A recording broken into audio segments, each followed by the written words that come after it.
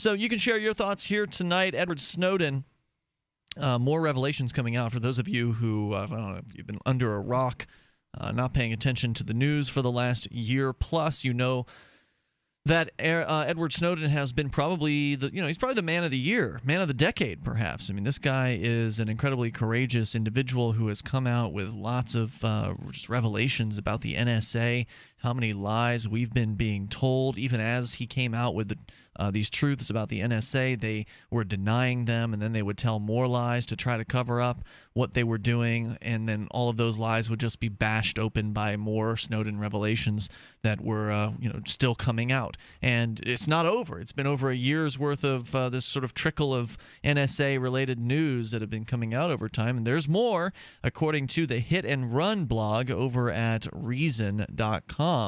They're talking about James Bamford, the national security journalist and author who himself had once been threatened with prosecution over his writings about the NSA's activities decades ago. He actually went to Russia and sat down with Edward Snowden and then put together a profile of the NSA whistleblower for a massive piece in Wired magazine.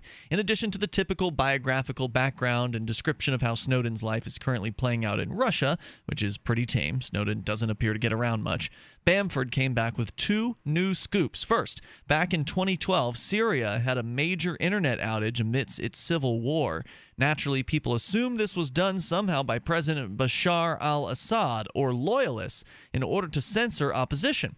Turns out, it was caused by the United States, and it was an accident. According to the story in Wired, one day an intelligence officer told Snowden that TAO, a division of NSA hackers, had attempted in 2012 to remotely install an exploit in one of the core routers at a major internet service provider in Syria, which was in the midst of a prolonged civil war. This would have given the NSA access to email and other internet traffic from much of the country. But something went wrong, and the router was bricked instead, rendered totally inoperable. The failure of this router caused Syria to suddenly lose all connection to the internet. Can you believe that?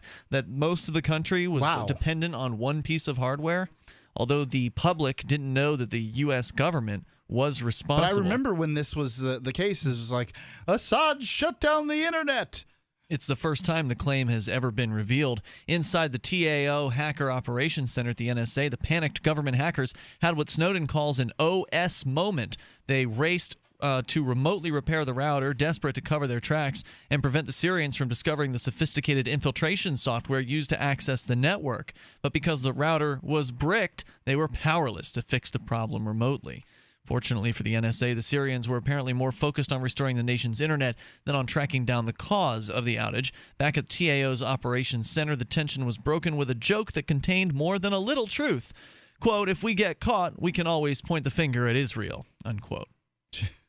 So back to the Reason story here. So if the outage did actually hamper hamper efforts to dislodge Assad, and remember, U.S. leaders were publicly calling for him to step down at that time. They have us to thank, meaning the United States federal government. The bigger revelation, however, is the existence of MonsterMind, which is not the name of Lady Gaga's next album. It's the reason why the NSA really, really needs to be connected to everybody online all of the time. From Wired magazine, the massive surveillance effort was bad enough, but Snowden was even more disturbed to discover a new Strangelovian cyber warfare program in the works, code-named MonsterMind. The program, disclosed here for the first time, would automate the process of hunting for the beginnings of a foreign cyber attack. Software would be constantly on the lookout for traffic patterns, indicating known or suspected attacks.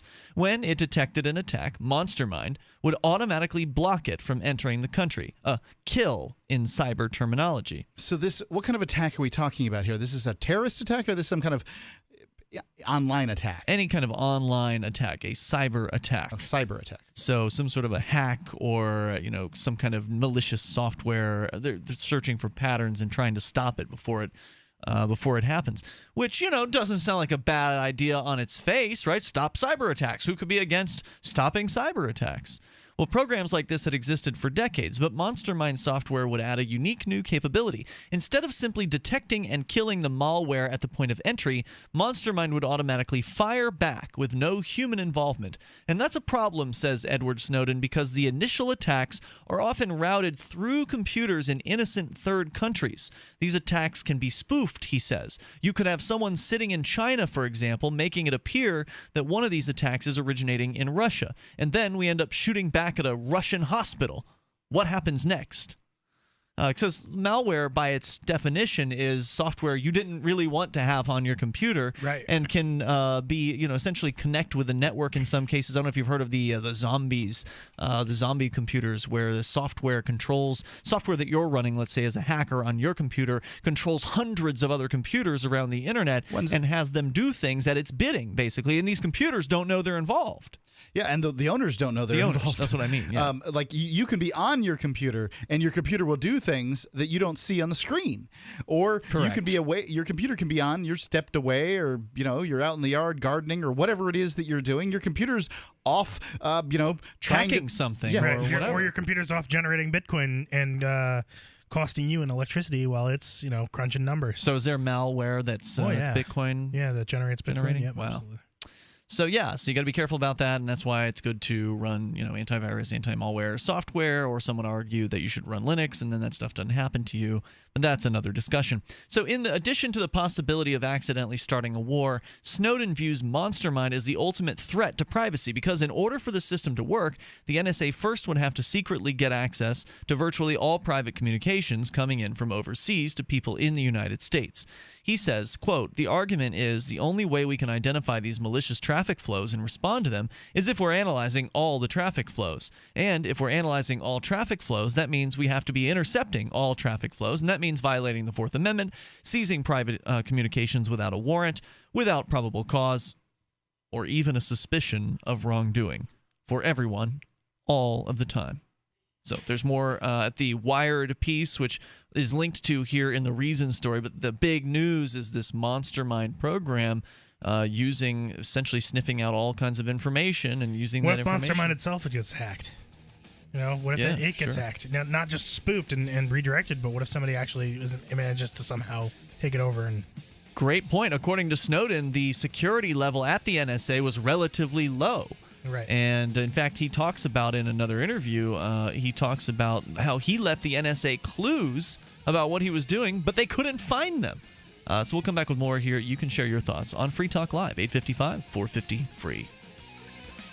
Free Talk Live, 7 nights a week from 7 to 10 Eastern, live on the Liberty Radio Network at LRN.FM.